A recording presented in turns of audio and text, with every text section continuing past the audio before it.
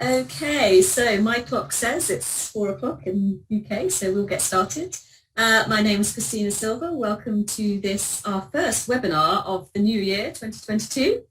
I manage the CAQDAS networking project that runs these webinars, and I'm joined by my colleague, Sarah Bulloch, who works for me at the CAQDAS networking project, and Sarah is going to be leading the webinar today. So I'll introduce her very briefly after a moment or two, just to tell you a little bit about a few more webinars that we have coming up in the next couple of months. There are 3 that we've got scheduled so far that are ready to register onto, one in February and a couple in March, and we've got some more coming up after the Easter break.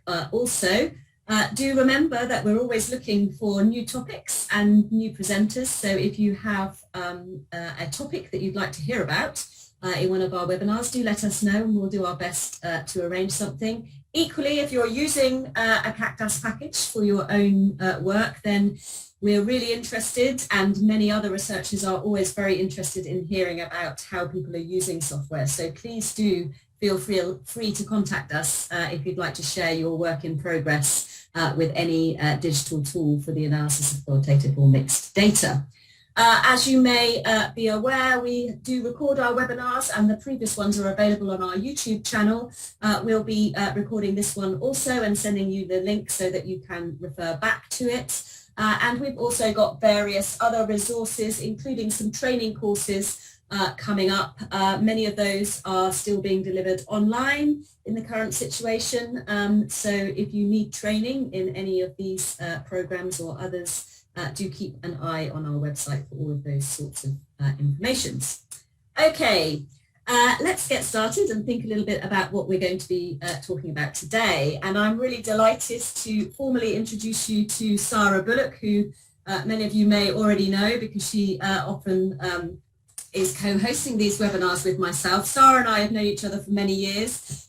We met 15 years ago, probably, Sarah, when Sarah was doing her master's at the University of Surrey using a CAQDAS package for some of her work, and she subsequently has worked in lots of different research contexts. Her PhD was a quantitative project, so she's got a broad methodological background. She's also worked in the voluntary sector and in various postdocs at universities. And she has a very keen interest and really enjoys facilitating teams to plan for their use of digital tools, CAQDAS packages in their work, and particularly helping them to operationalize those plans through the use of the software. And that's really what Sarah is going to be talking to us about today in her presentation with this great title. I'm really looking forward to it. Teamwork Makes Dreamwork, Avoiding Nightmares When Collaborating in CAQDAS. I will let Sarah take over now. While she's speaking, please do post your comments, questions in the chat. I will collate them, and then I will lead the Q&A discussion at the end. So enough from me, over to you, Sarah. Thank you very much. Thank you, Christina, for the introduction. Hello, everyone. It's great to have you here. Thanks for being here and listening, and Happy New Year to everyone. So yes, we're here to talk today about team working. Now, in our time at the CAQDAS Networking Project, Christina and Anne and I have worked with lots and lots of different teams over the years. And we found that no 2 teams are the same with regards to the data that they're working on, the project objectives, the team size, the dynamics of the team, timescales they're working to, and they're also not all using the same software. And today I'd like to share with you some of the key challenges that we tend to find are recurring for people when they're trying to collaborate. And I'm going to set out some of the ideas that we've developed over the years to help address those challenges. And I hope that they might be useful to you and team working that you might undertake in the future. So it's really important to realize, though, that due to the enormous diversity across teams and their contexts, there are going to be challenges that you may have faced and solutions that you might have developed that I don't cover here. So please do share these with us, and you can post those in the chat if you're here live, or if you're watching the recording of this, then do pop them in the comments on the video. It's really great to share all of our insights as it helps us all to learn and support each other. Also, whilst we've met many teams who've chosen to work together without using software tools, or who have decided to use software that's not bespoke to the analysis of qualitative or mixed data, like Excel or Word, for example, I'm today going to talk about collaboration where the team has decided to use a software bespokely created for the analysis of qualitative and mixed data. And I'll call these software packages CAQDAS packages, Computer Assisted Qualitative Data Analysis Packages. Okay, so let's get going then. What we're going to discuss today, we're going to start by asking ourselves the question, well, why work in a team? What are the advantages of that? And some of the dimensions that we encounter when we're working in teams. And then I'm going to introduce you to a little story, which I've called The Nightmare, where we follow a couple of researchers in their journey of team working. And we'll learn from that story and look towards some keys to successful team working. And we'll cover each of these in turn throughout the webinar. So hopefully that sounds useful to you. I'm looking forward to getting going. So let's try and start with the question of why working in a team. So if you've decided to work in a team, it's worth asking yourself the question, why is this a team job? There are many advantages to working in a team, and being clear on which are your key drivers for this choice is a helpful thing, because it's going to shape how you go about the project. It might be that you are working together to get the job done faster. It might be that the team members are bringing different expertise to the table and you're wishing to harness that varied experience. Or it might be that inter-institutional, interdisciplinary, or international bids is where the funding was at the time, and that's what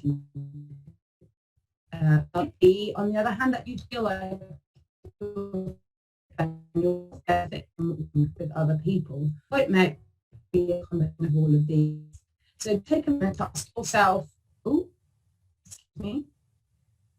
why it is about your project that means that you are working in a team. And additionally, working in a team doesn't necessarily mean working with a CAQDAS package. So let's briefly ask ourselves the question why these software packages are helpful in team situations, and we're going to go into a lot more detail than this in the rest of the presentation. So thanks to the hard work of the developers across the packages, it is generally possible to say that combining work undertaken by multiple researchers is in fact easy in CAQDAS. More on this later. Secondly, using a CAQDAS package to manage data and analysis means that individuals can work from pretty much anywhere rather than having to all be located in the same physical space. And that has obvious advantages. Thirdly, CAQDAS packages encourage and enable transparency with regards to process. And this is really important in solo working when we're working on our own, but it's even more important when we're working as a team. And again, more on this later. Let's have a little think about the dimensions of team working. It's worth distinguishing between two dimensions of working collaboratively when using CAQDAS software. So over the years, we found that those seeking our assistance come to us with one central worry, and that is that they tend to be concerned about the technical aspect. That is to say, how does software enable them to combine contributions across the team? And in helping them and in listening to their needs, we of course talk them through this concern, and they tend to walk away feeling fairly relieved actually, because it is, as I've said, generally a very straightforward thing to bring together multiple people's work using any given CAQDAS package. More on this in a minute. However, because the dimensions of team working in CAQDAS are varied, it is in actual fact much more challenging than just the technical side.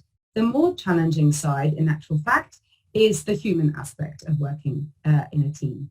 There's a series of considerations that are absolutely critical to successful team working that are addressed not by the technical side of things, but rather by really thinking through and establishing ways of working that seek to avoid common pitfalls and seek to avoid what we're going to call the nightmare. So thanks to Wolf and Silva, who clearly set out the difference there between the technical and the human dimensions of team working in their books. So I'm now going to briefly turn to the technical dimension in order to put your mind at ease about that part. And then after that, I'm going to turn to the more complicated business of the human dimension of teamwork and the things that we're going to need to think about there. The technical dimensions of team working. Well, how do CAQDAS packages enable us to combine contributions from across teams? Now, before I embark on this, a little health warning. The development of CAQDAS is a very fast-moving field, and packages are changing all the time. And therefore, what I'm about to say may not be up to date if you're watching a recording of this video, okay? Now, the first group of CAQDAS packages we'll talk about here are those that exist as online applications. Now, these are packages that generally, working through a browser, a web browser, allow one or more researchers to access the same project at the same time. And they can make changes to the project concurrently, as they're going along. And that means that as work on the project progresses across the team, it contains everyone's contributions without the need to merge projects manually. And the group on the left, the packages on the left there, are purely online applications, and they're mostly browser-based, whilst the packages on the right of this list exist as local installations and online applications. Now, some programs come with both single and multi-user locally installed versions. And in multi-user locally installed versions, each of the projects, the project is stored centrally, but each of the researchers has the software on their machine, and they access their joint project, which is located on the server. Okay, and it is multi-user in the sense that multiple researchers can go into that one project and make changes to it. Now, in packages which are single user only, researchers work on their own version of a project that is saved on their hard drive, and periodically the projects from all the team members are gathered together by a team member, and they are merged into each other. An act which is fairly straightforward. Now, some of the packages offer an add-on cloud-based service. Some of these single-user project packages have this cloud-on add-on that acts as a space in which the gathering of the team's projects can happen and in which the merging of the projects can also take place. The new project that is the product of that merge can then be returned to the researchers for further work. And we'll look at what a workflow cycle like this might actually look like a bit later on. But the actual act of merging several packages into, several projects, into one is straightforward across all the packages. In most of these packages, it's possible to work across different operating systems and to combine work that was created in different operating systems. However, it is an important point to double check with your chosen package before you begin an analysis in a team, because this is not the case for all of the software here. The second issue to check is version compatibility. Are all the team members working on the same version of the chosen software? Because this can often be really crucial to successful combining of the contributions, okay? So having touched on the technical dimension of team working here, let's move to the somewhat more delicate question of the human aspect of team working. But first, a little story for you. Meet Joan and Ali. Joan and Ali are researchers working on a project together. And in this story, they're going to experience some of the challenges of team working. So Joan and Ali are working on a pretty exploratory piece, and they are open to using different methods as they go along. And they decide to wait and see what analytic methods seem appropriate. So we might ask ourselves the question on the right. Joan and Ali run into difficulties pretty quickly because they are each interviewing and transcribing separately, and it turns out that they're doing those things quite differently without knowing about it. Ali finishes his data collection and transcription first, and they decide that he should probably get going and create a project in their chosen CAQDAS package. Ali has the latest version of that package, and his institution is happy for him to get going on his Mac machine creating the project. And so Ali imports his data. Again, the questions we're asking ourselves are popping up there on the right of the diagram. Ali makes some codes up front, deductively as it were, planning to tell Joan about them later. And he feels these codes are probably relevant to the research questions and the objectives. Still waiting for Joan to finish the data collection and transcription, he starts coding the first few interviews using the deductive codes he set up, but he sees additional things of interest emerge from the data.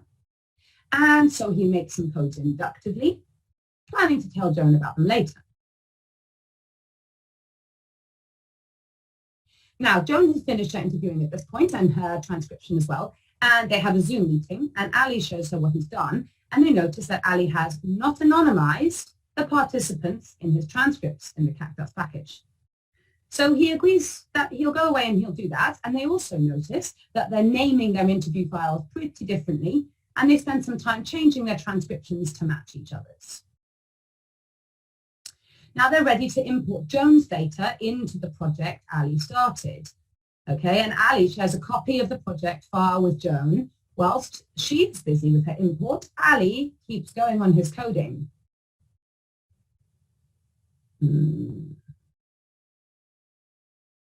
Okay, now Joan is running into a problem.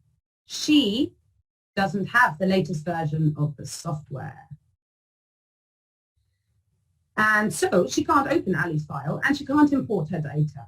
So she contacts her IT service to get them to upgrade her license, and she's about to receive the upgraded license when she finds out that it's actually not advisable to work on two different platforms. And you see, Joan is not a Mac user, she's a Windows user. And whilst some CAQDAS packages enable that seamless team working across platforms, that is not the case for all of them. And so time goes by whilst Joan tries to sort out that problem. Okay, Joan has now got the same version of the software on the same platform as Ali and can import her data into the file that he has shared with her. And she sees the codes that he's created, and she starts coding her transcripts to the codes on the list. They haven't at this point really thought through who's going to do what. They're just going to get going.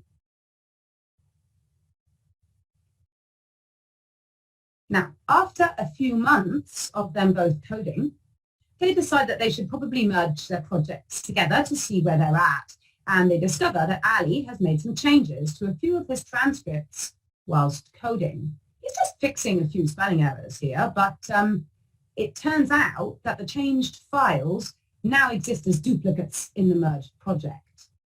Those without the spelling changes and those with the spelling changes.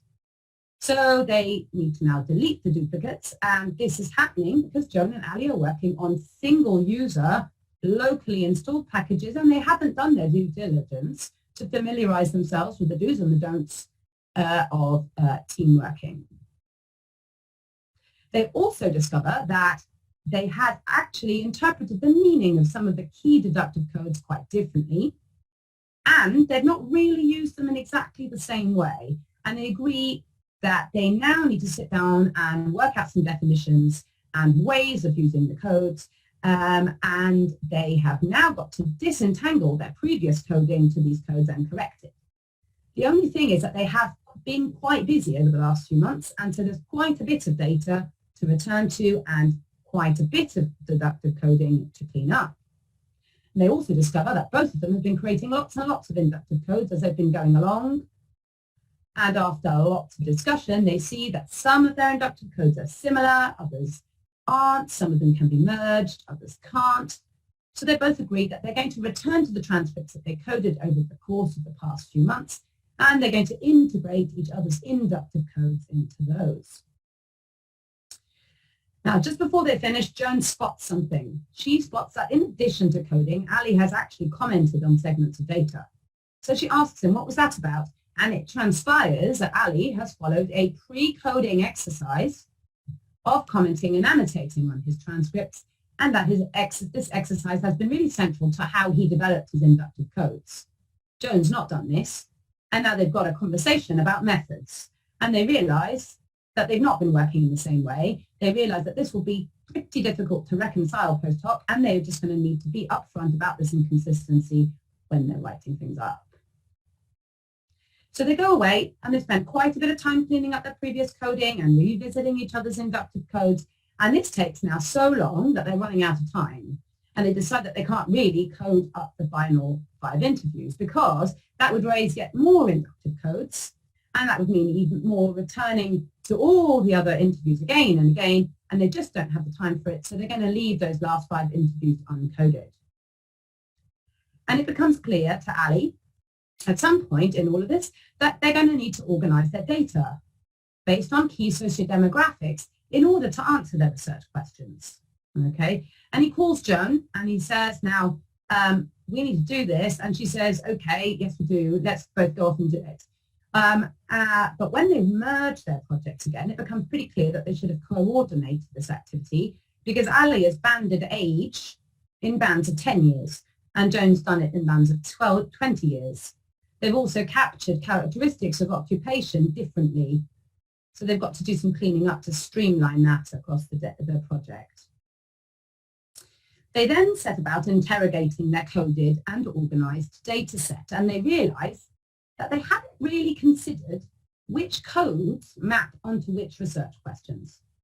In other words, they're not completely sure how they're going to come to an answer to the research questions based on the work that they've done. So they put some time into thinking about this and they put something together, but they feel like they've answered some of their research questions well and others they have largely neglected. Joan and Ali are really glad that the project is over, but they agree that there might have been a few things that they could have thought through and agreed on in the early stages, which would have made the process much, much easier and would have saved them a lot of time and stress. So the rest of the day is all about sketching out what that collaboration might have looked like if they had thought these things through ahead of time. Okay, so the first team working tip we're going to look at is about clarity on project objectives, methodology and method. Fact: providing a group of researchers with the same data and the same research question will rarely lead to them producing the same results. Setting out a shared goal in relation to objectives, methodology and method can help to minimize diversity in ways of working. So early and explicit planning here is absolutely key. In as much as is possible for the project at hand. Clearly, in really deductive projects, it's easier to plan far ahead, whilst you might need to be more open for allowing for emergent direction when you're trying to be open to working as inductively as possible. Nevertheless, planning as much and as far ahead as possible is highly recommended. And we don't just mean planning on coding here. What will you do once you've coded? How will you interrogate your coded material in order to answer your questions? In as much as is possible, aim for a clear map of how key analytic actions are going to help accomplish a particular task. So how can CAQDAS help here? Well, projects can contain much more than just data. They can contain research proposals, plans, team working protocols, instructions. CAQDAS packages contain many, many writing spaces in which to set these out in advance and in which to record concerns and questions that are arising over time. So, for example, we can have these writing spaces as either standalone spaces or they can often be linked to other components in the software, such as a data file or a code. And we can use those spaces to record instructions or thoughts and questions about those. Additionally, most packages include the possibility of writing about segments of data in what are called comments or annotations. And some packages take this a step further even and provide writing spaces that are designed to facilitate summarizing from other writing. So if you can try to set out clearly in a space that's available to all the members in the team, the objectives, some agreement on methodological approach, and sort of step-by-step of the methods that you wish to use to answer the research questions, That's going to stand you in really good stead. Leading on from the last slide, let's turn to different phases and actions in a project and how setting out who's going to do what in each of them is a really good idea. So at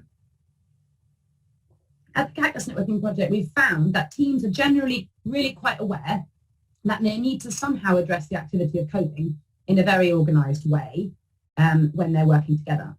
And that's true.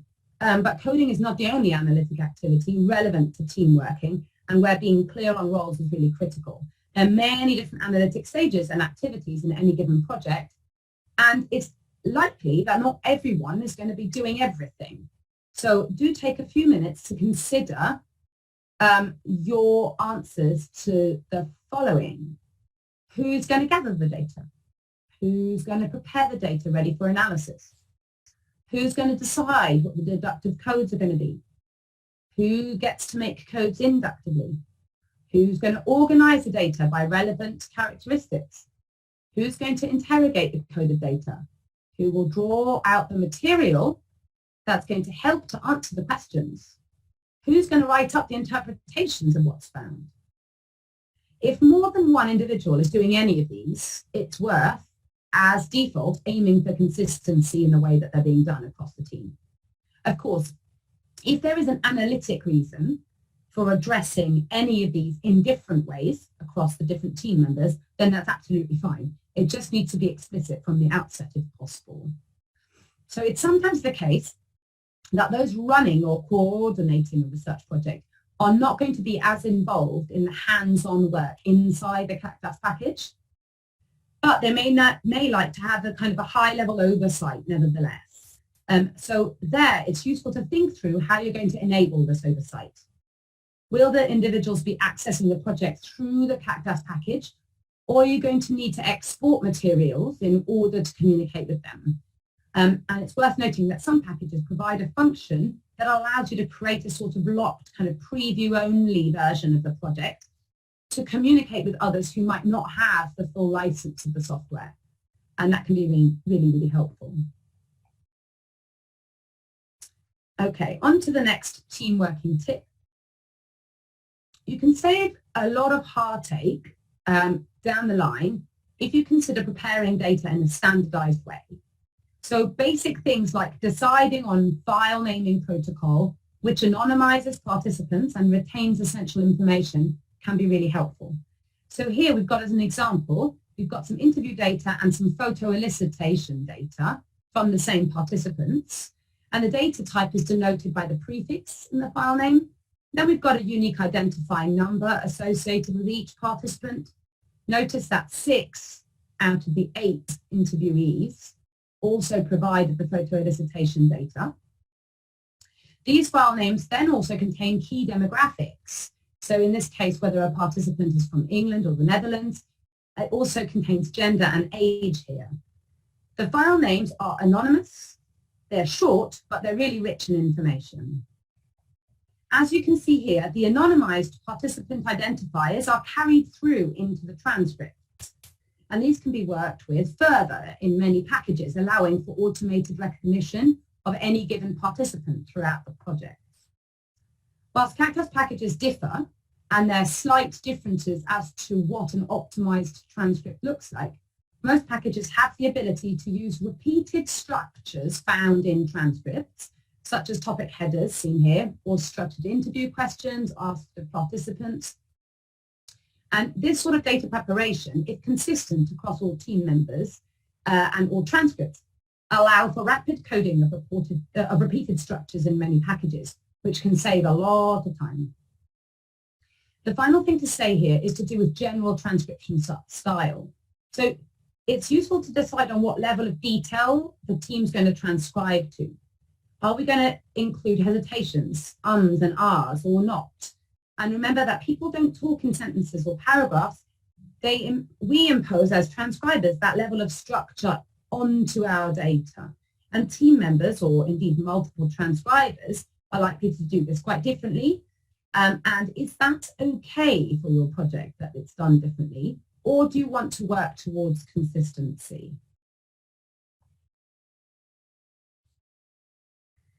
on the topic of consistency, our next team working tip turns to the issue of deductive code creation and application.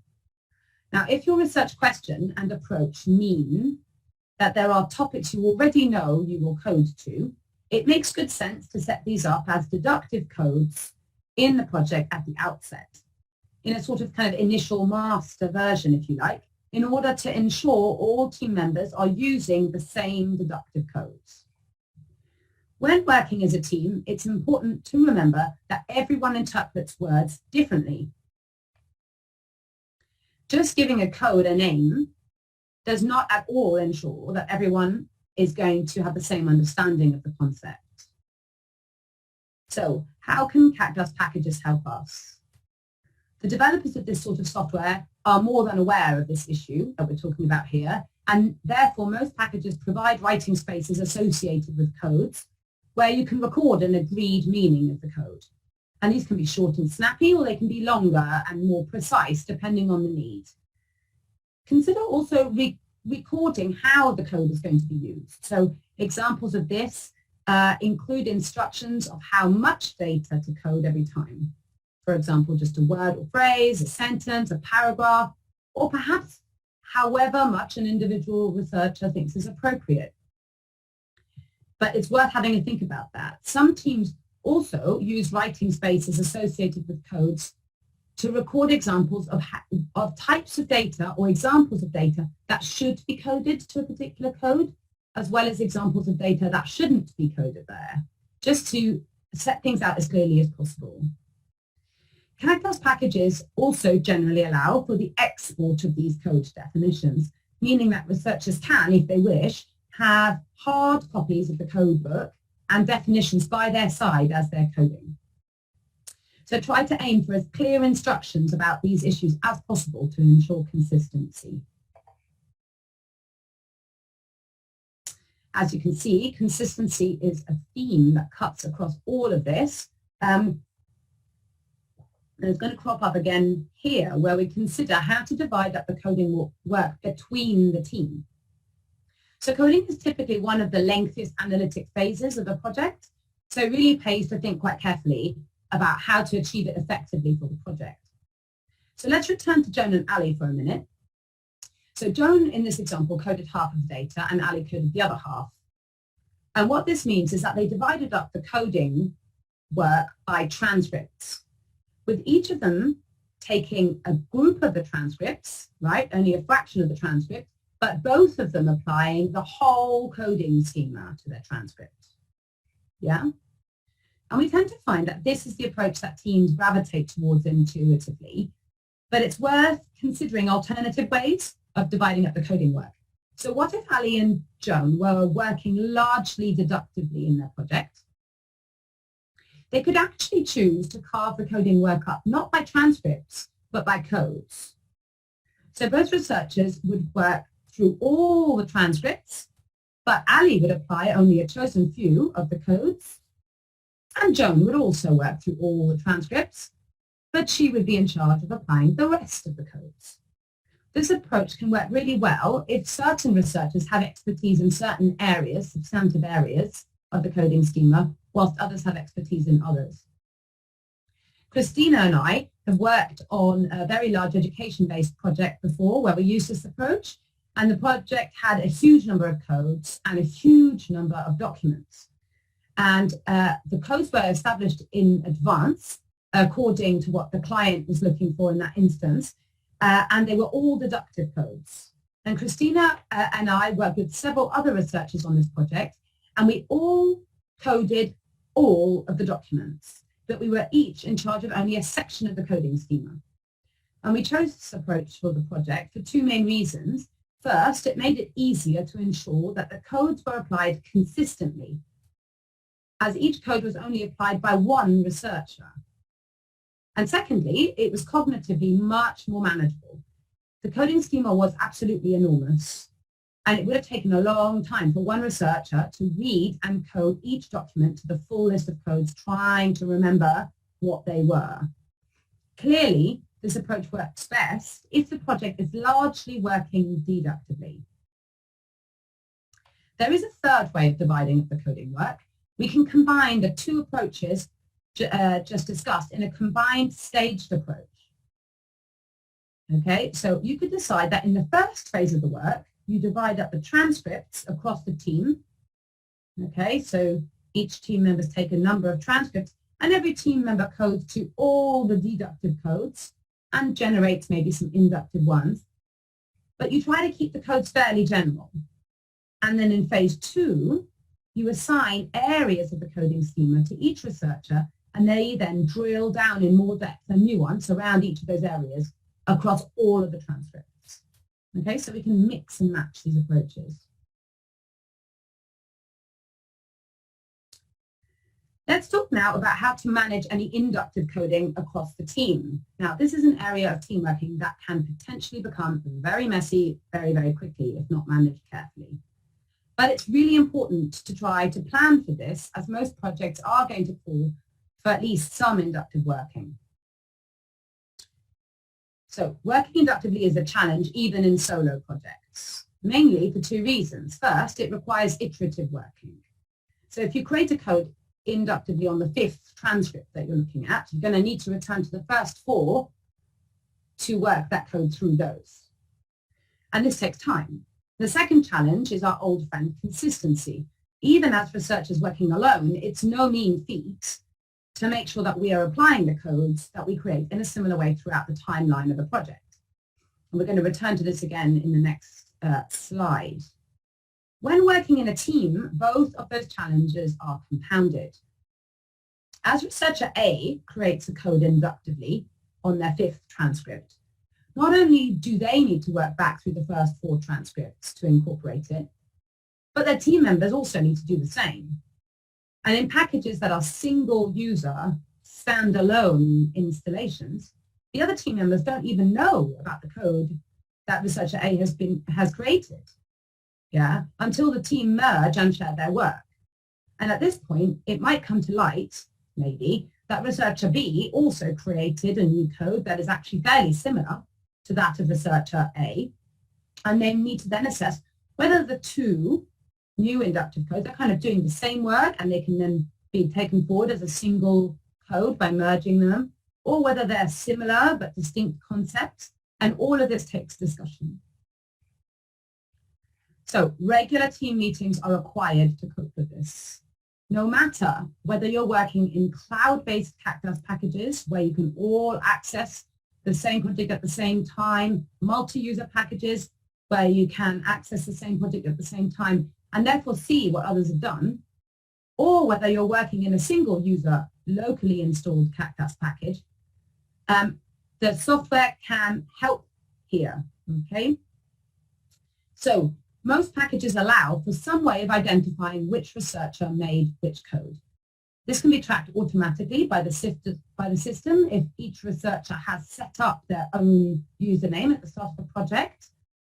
And it can also be manually indicated, either in the name of the code using initials or, and possibly most cleanly, if you can group any inductive codes made by the researchers in a space designed for only that researcher.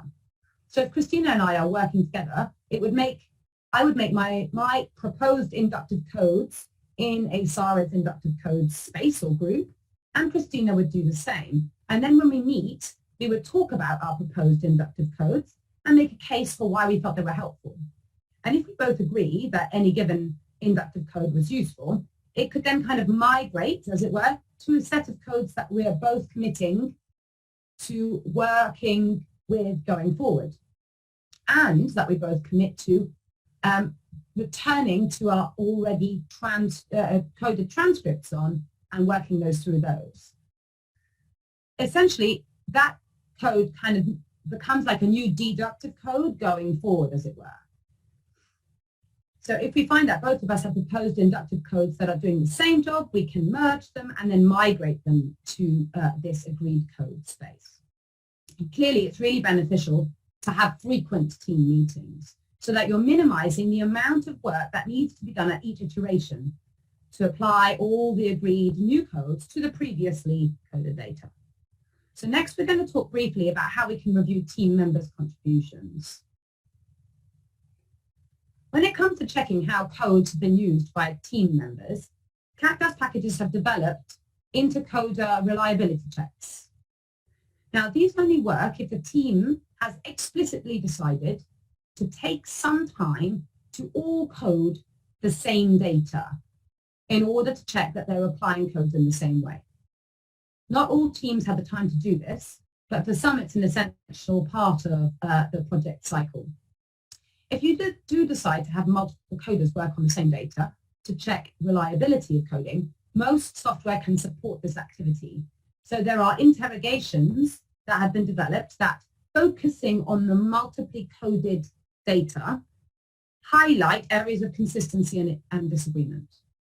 And we often find packages reporting percentage agreement here, which can be a requirement in certain research contexts. However, as is the case across most of the team working, as we've already discussed, the technical tool that's provided must be accompanied by human conversation and discussion. If codes have been used differently, researchers must confer as to why and generate an agreed protocol of how to move forward. So the human aspect is always a really important part of this. So the penultimate team working tip is to do with organizing data to factual characteristics. Many research questions contain some element of comparison across groups based on characteristics of those groups, okay? So we want to compare and contrast across groups. So for example, if we want to compare student satisfaction across different universities, we need to assign the correct data to the correct university in order to be able to compare and contrast. Sometimes these characteristics are known by the team up front. So in the university example, we would know which university a given set of data was collected from. However, in some instances, characteristics are not known up front, but rather they emerge through the analysis of the data. So imagine that we believe that student satisfaction is in part affected by student motivation. And it might be that we don't know how motivated any given student is until we read their data, at which point we might like to characterize a particular student as exhibiting kind of low, medium, or high levels of motivation. The characteristic of motivation is therefore emerging through our analysis. Most packages have a space in which characteristics are assigned to data. Yet, as is the case with all team working areas so far, we want to ensure that this organizing is done in a consistent way for the whole data set. So the questions arise of when should the data be organized and who should take on this task.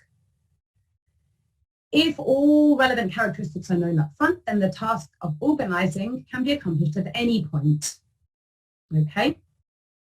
However, if the characteristics emerging from the analysis are to be achieved through the analysis, okay, they clearly can't be undertaken prior to the analysis. Okay, and we also can't make one individual responsible for the entire task of assigning those characteristics, because it's the understanding of the data that leads to them being able to do that. Okay, so in this instance, team members may consider writing their thoughts and their suggestions as to relevant characteristics and the values associated with the characteristics in a memo, perhaps, and that can be brought to a team meeting where the idea of organizing is discussed and where a plan is developed together based on all of the notes from the team members. The final team working tip I wanted to share with you is one that stems from the fact that many of the teams that we've worked with over the years have struggled to finish their projects on time. Research takes time and team working takes a lot of time. So a few tips that might be worth considering.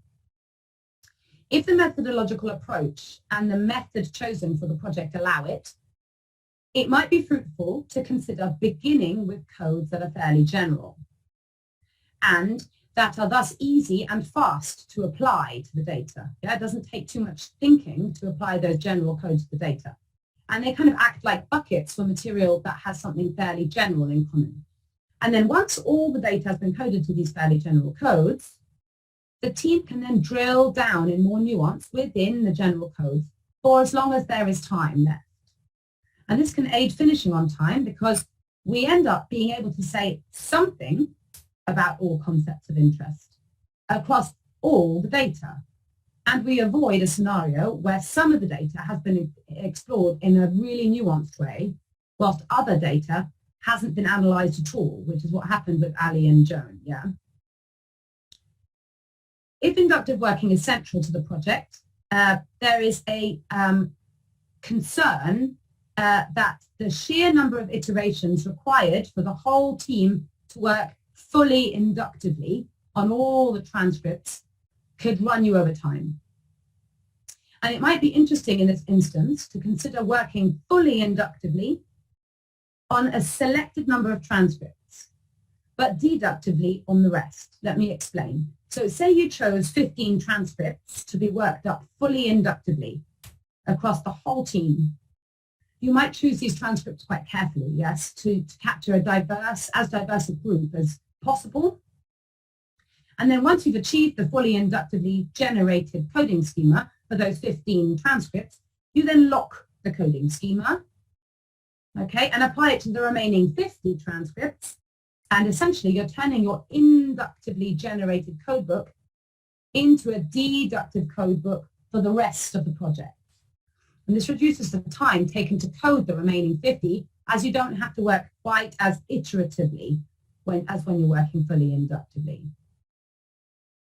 So team members that are uncomfortable about losing the potential inductively generated insights from the remaining 50 transcripts could, if they wanted to, keep creating inductive codes, but it must be understood by the team that there's no commitment to working those through all of the rest of the transcripts unless there ends up being more time at the end to do that.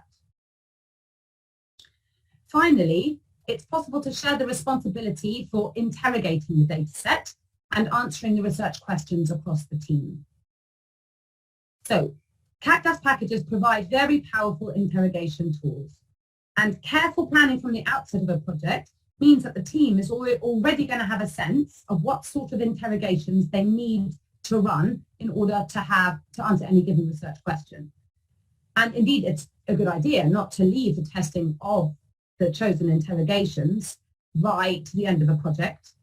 If you're going to rely on them as giving you the answers to the research questions, it's good to test them earlier to allow your working practices to be tweaked accordingly. But once the team has a fully coded and organized data set, they could then assign different team members to interrogate it simultaneously in order to draw out findings against each of the different research questions. And some of these interrogations can be saved in some of the packages, which is really useful as a transparent log of process.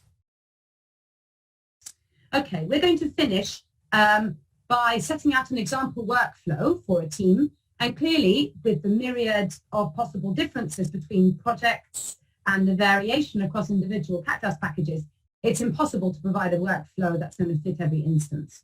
So I've chosen to provide a kind of play it safe workflow, and in packages maybe where researchers have the possibility of working concurrently on the same project and to see each other's work, it's possible to be a little less regimented than what I'm going to set out here. Oh, Sarah, you've frozen. I don't know if you can hear me. She's frozen just at the moment when she was going to show us the fail-safe workflow. Sorry, Sarah. Hopefully you can see that. It's Christina here. She might have been having an issue with her internet connection. I think she's dropped out of the call, so she'll probably come back in a moment. I'll just see if we can wait for her because I'd quite like her to finish up with that final slide. Whilst we're just working, there is a question, there's a question in the chat. Please do feel free, others of you, to add your questions in the chat when Sarah gets back, which I'm sure she'll be back in a couple of moments. We'll be able to look at those. So there's a question there. In the future, can we get individual work? So if you're talking about support from us with your individual projects, Sarah and I both do quite a lot of that. We run quite a lot of training courses in various different places where you as individuals can come in and we teach how to operationalize different methods or different approaches to analysis in different software packages. So just get in touch with us at any point, and we can point you in the direction of where you can access those. I can send that information out in the email that I'll give to you with the recording of this webinar. Let's just have a look at another comment. I think I might answer Harmut's question first of all, because that one's a bit easier for me to read quickly. So typically your students are working for the first time with CAQDAS, are looking for kind of co-editing the CAQDAS model and are a bit disappointed. How can you solve that from a didactic perspective? Yeah, it's a problem, I think, because they think, okay, it's like working in a Word document or so, and they want to do coding and discussing the codes at the same time, and that's a bit difficult. Yeah. It depends which program you're using, of course. So those, Sarah showed a slide earlier, didn't she, talking about the kind of online applications that work through a browser. Those ones, multiple people can access the same set of data at the same time and be working with it together. Hi, Sarah. Just answering. No worries. Just answering a couple of questions, and then I'll pass back over to you to finish up with that slide. So that can work quite nicely, Hartmut, because although you can't see what the other person is doing until you refresh your browser, once you do refresh your browser, you see additional codes appearing or codings or whatever, and that can be quite effective as a learning exercise. So we've done that in the past when teaching, for example, how to interpret or code an extract of data. We can work on the same extract of data, and multiple students can be coding it and then see what each other have done through the software. So there are ways in which that can happen, but obviously that depends on the version, on the program that you're using, and not all of them allow that. So that can be an issue. All right, thanks a lot, Christina. Okay, I'm going to stop my share, Sarah, and see whether you want to see if you can just finish up with that last slide. Basically, we lost you right when you were starting to talk about your workflow. Yeah, I think I am clear on where we were. Let me just share again. Okay, so we were talking about a possible workflow, and this is a conservative one, if you like. So we had the master version, and I was saying that this can contain the data available at that time. The data can be assigned to the different researchers on the team, so everyone knows who's doing what.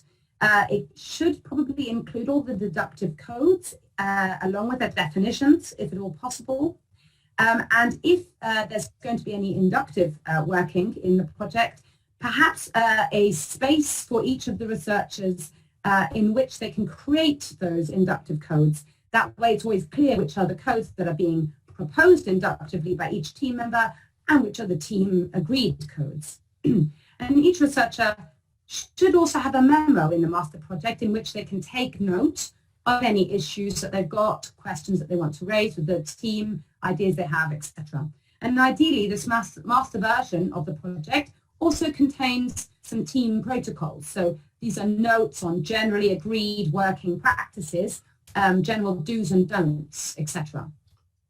Then, if you're working in a single user locally installed CAQDAS package, the master version is copied out to each of the team members. So in this instance, A, B, and C are the team members. And if you're working on an online CAQDAS package or a multi-user locally installed package, the project doesn't have to be copied out because the researchers just need to be invited to access it and start the work. In all cases, it's a good idea to capture a copy, a backup, as it were, of the master one before work begins. So then the researchers go off and they do work on the project. And what they should and shouldn't do in that time really depends on what CAQDAS package you're working on. But again, I'll narrate the play it safe approach. So researchers can use the deductive codes that have been set up there. They can also make new inductive codes if they're doing that in a designated area, okay, or using their designated naming protocol, which allows you to see that it is a code made by them, etc. They can also write in their memo. And depending on the CAQDAS package, there are some things that they probably should avoid doing. So they should probably avoid, as they're working on the project, they should avoid adding new data. They should avoid changing the data. Okay, they should avoid changing the deductive codes that everyone else is working on. And they should probably not write in other people's memos because that might not merge correctly depending on which package we're working in. So once the round of work is over, it's advisable to make this first round really quite short because quite a lot of issues are going to arise in that short time and you want to deal with them pretty quickly. The team members' projects are gathered together if you're working in single user local installations, and then each project should be checked against expectations. Do you see in the projects what you expect to see? What will you expect to see when they're all brought together? And they can then be merged if you're working in the single user locally installed CAQDAS package. And then the extra data can be added into the project if there is any, and can be assigned to the coders. But before round 2 can begin, it's really critical to meet as a team because that's where you're going to have to do some hard work, yes, to talk through any problems that people have had using the deductive codes. Each team member has to present their inductive codes and why they felt they were useful, where those codes are agreed by the team to be useful. They can then be kind of migrated into that agreed code list. Similar inductive codes are merged, memos are talked through, etc. And changes are made in the project as required. And then we have this new Master 2 project, which can be copied out, worked on again in round 2. And so that process will probably be repeated multiple times throughout the life of a project. So that's where I was going to stop. And so I'm going to stop my share now so that we can address any other questions at this point. Great, thank you so much for that, Sarah. That was really interesting. Enjoyed listening to you very much. So a couple of other questions in the chat and maybe a few observations also. So there's one here from Ekakul who says, I agree with you that teamwork is not limited to coding. I find the analytical work after coding, such as summarizing the coded data, creating code or document memos, bringing together data at a higher analytical level, we're talking about here, even more challenging because of the interpretive nature of that analytic stage. So the question here is, what do you think about the potential of researcher triangulation techniques at this particular moment within the use of CAQDAS in a team context? So if by triangulation you mean everybody going away, having to think about what they would do to kind of do some interpretation, query, and set out a kind of plan of how they think they would move forward into the interpretive stage, and then they bring that together and discuss it as a team. I think that sounds like a very fruitful way forward. I would, though, just say that in as far as possible, as I already mentioned, it's a really good idea to think about this stage of work before the rest of the project has really even begun. So before we code, we think about why we're coding. And so some of the kind of strategies that we might adopt after the coding is finished, which arguably it kind of never really is, but after the coding is finished, some of the strategies we adopt at that point should probably have been thought about quite early on. And you could do that triangulation, that kind of crowdsourcing, as it were, everyone coming together and having a think at that early stage to develop those strategies early on. And then you might return to doing that again a bit later down the line once the data has been coded and organized. Yeah. I don't know if that answers the question. Thank you, Sarah. I think we've run out of time, unfortunately. There are a couple more questions in the chat, but hopefully I can speak on your behalf and say that you would be delighted to answer those questions in an email, which we will send round to everybody along with the recording. Absolutely. Absolutely. Great. Apologies again for the technical mishap. No worries. I think we're all used to technical mishaps these days, aren't we? But thanks very much for that. I hope that everybody enjoyed that. There's some many thanks in the chat, and a comment from Oscar saying that your presentation sparked some memories of team working and some of the experiences and challenges discussed. So hopefully that's resonated with others as well. Thanks again. Do keep in touch with us. As I said earlier, we're really interested to hear about what you'd like to know more about, or share your own experiences about using software in different contexts. And we will be in touch with the link to the recording once it's available, and with the final responses from Sarah to your questions and comments. So thanks again for being here, and very much look forward to seeing you all at one of our training or webinars in the future. Do keep in touch if you need any individual help. Sarah and I are always here to help out individuals as well as teams. So do let us know if you need anything. But for now, I will stop my share and also the recording. Thank you very much, everyone, for being here.